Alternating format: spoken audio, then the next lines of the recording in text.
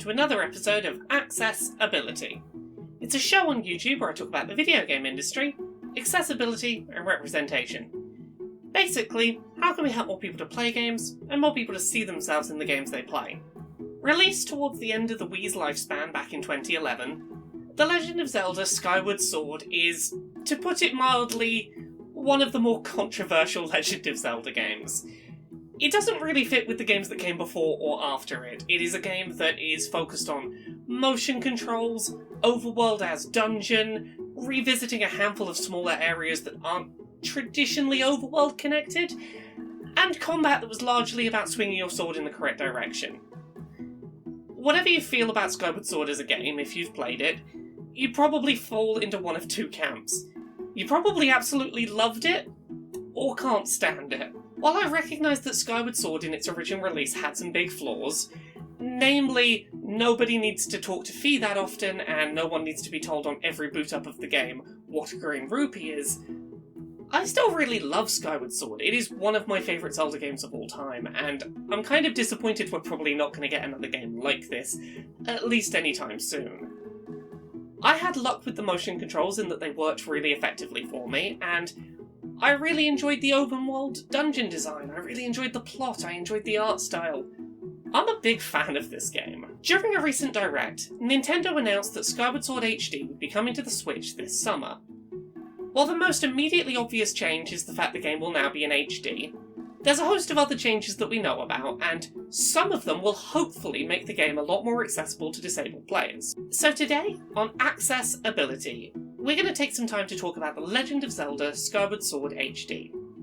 We're going to talk about why it's exciting that this game now has non-motion control support for disabled players, some concerns I have about where that non-motion mode might be accessible, our concerns and hopes regarding left-handed players who want to play motion controls, and what I hope that this means for Nintendo's ongoing support down the line for gamers who cannot use motion controls in games. Let's start off by talking about motion controls.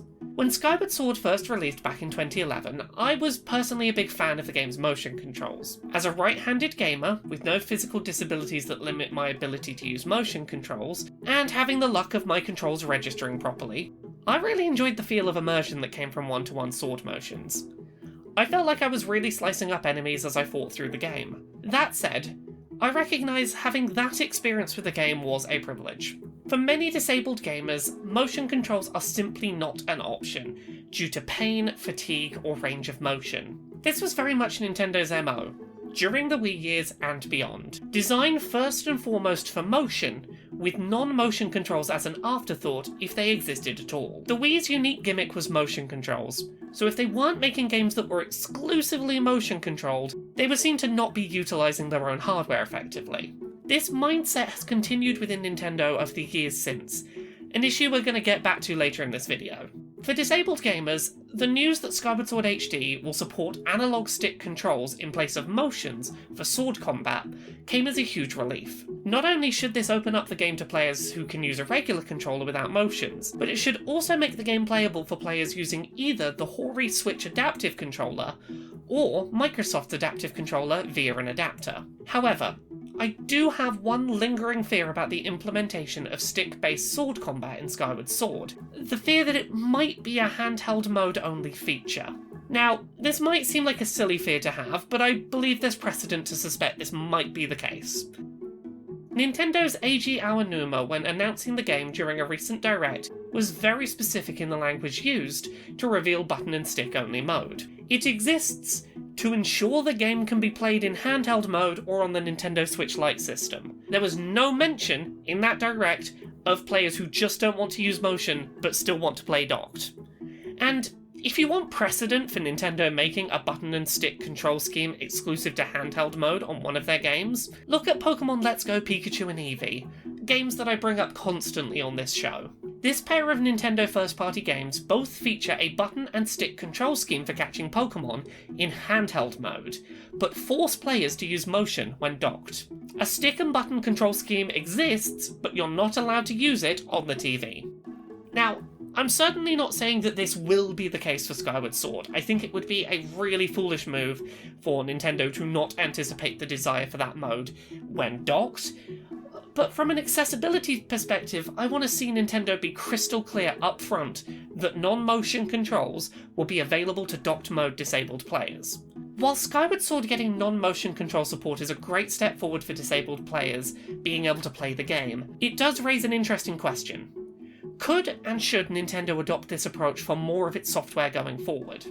It seems pretty clear that at least part of Skyward Sword HD getting a non-motion controlled mode is because the original game's motion controls were such a point of contention. However, the developer is still releasing a number of first-party titles, such as Super Mario Party, that are only playable with motion controls.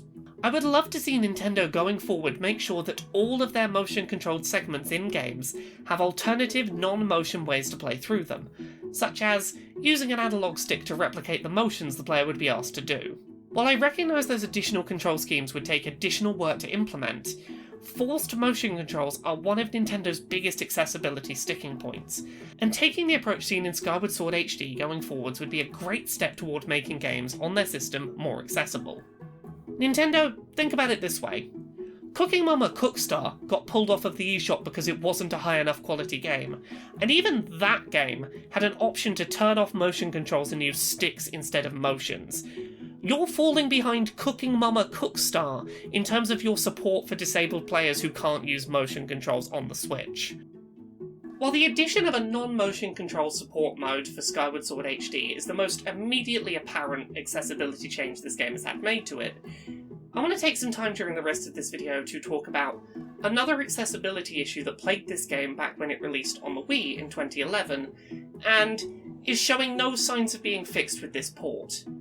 Left-handed player motion control support.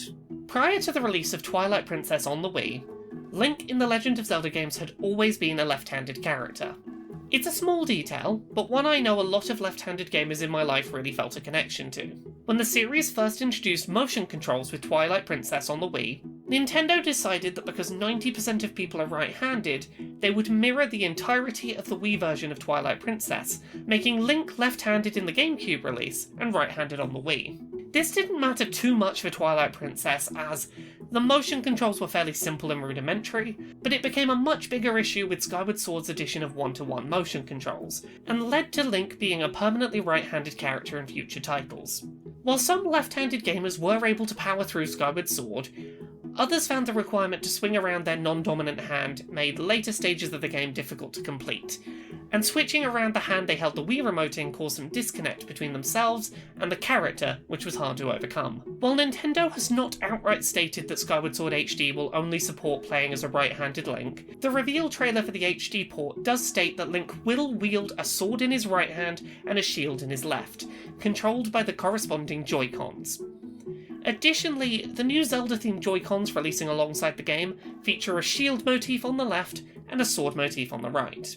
I quietly hope Nintendo will allow players some method of switching sword controls to the left Joy-Con, if that's their dominant hand, but short of a Twilight Princess-style world mirroring, I doubt we're going to see it happen. While it's great to see confirmation that Skyward Sword HD is getting a non-motion control supported mode, I really hope that at some point before launch Nintendo confirms that this mode will work in docked mode and not just handheld.